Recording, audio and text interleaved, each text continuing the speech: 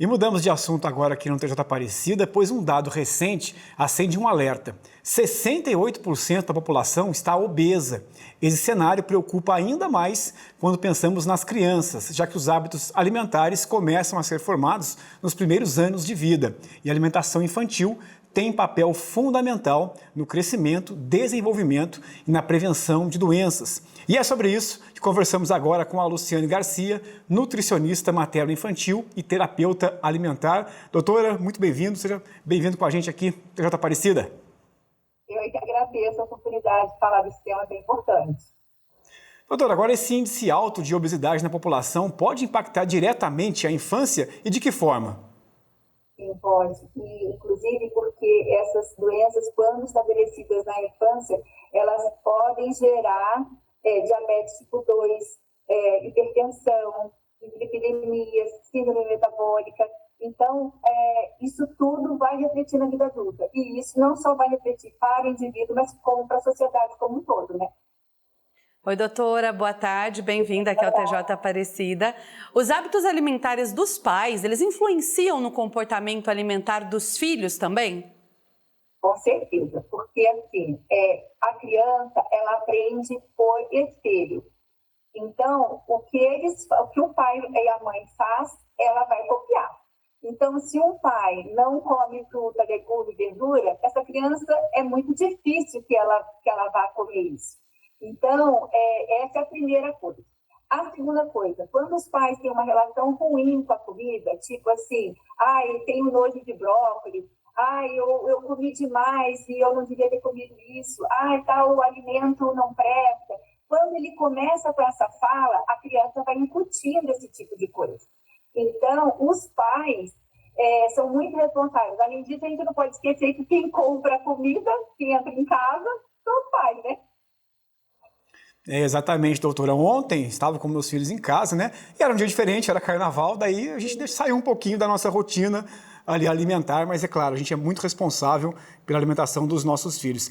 Aliás, doutora, a rotina escolar traz um desafio extra para nós, né, para os pais, que é como montar uma lancheira saudável, equilibrada e ao mesmo tempo atrativa, né, para os pequenos. O que não pode faltar, doutora?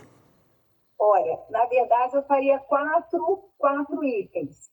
O primeiro é um carboidrato, é uma fonte de energia. Então, você pode pensar aí num pão integral, num pão de sal mesmo, precisa ser pão industrializado. Um pão de sal, uma tapioca, até uma mandioca, por exemplo, um milho que a criança goste, né?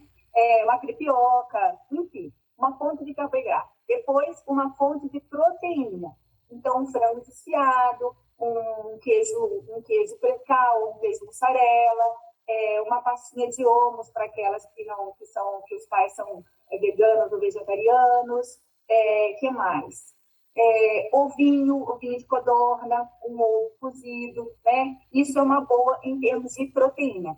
E depois uma fruta ou um legume. Então, uma frutinha ou então uma cenourinha no palito, ou um tomatinho cereja.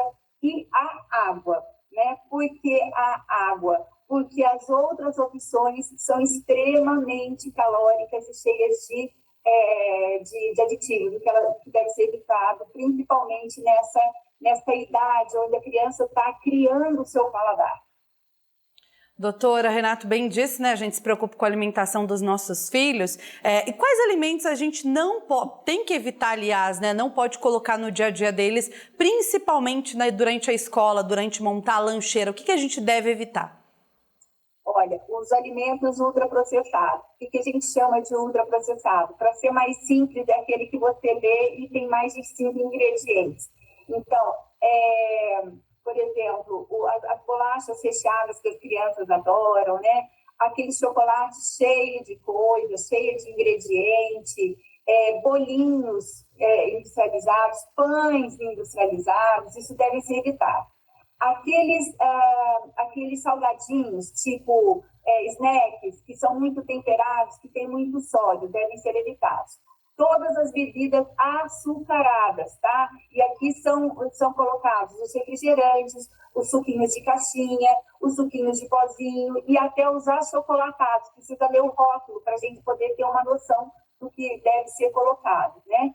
E aqueles também muito ricos em gordura, As frituras também devem ser evitadas, né? Porque além delas não ficarem gostosas na hora de comer, porque fritura é gostosa na hora, né? Mas elas ainda acabam tendo uma ingestão aumentada de caloria, né?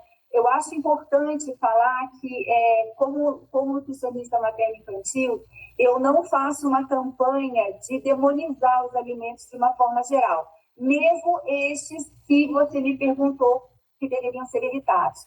Na verdade, o que é importante é a gente entender que a rotina ela deve ser com alimentos naturais, com alimentos minimamente processados. E deixar esses alimentos, como foi que o Renato comentou, né? Era um dia diferente. Isso, para os dias diferentes, tudo bem, entendeu? Porque aí isso não vai ser rotina da criança. Vai ser aquele dia especial, aquela data especial, seja por conta do aniversário, seja por conta de um carnaval, seja por conta de uma festa, né? Aí não tem problema, porque isso não vai se constituir uma rotina alimentar. O problema é quando isso entra todo dia. E aí é que é o grande problema para ela. Doutora, é que muitas vezes os pais usam a desculpa de que os ultraprocessados são os mais fáceis, né, de arrumar, não dá trabalho, e por isso colocam sempre ali na lancheira das crianças. Doutora, muito obrigado, viu, pelas informações, por conversar aqui com a gente sobre esse assunto tão importante no TJ Aparecida, e uma boa semana para você.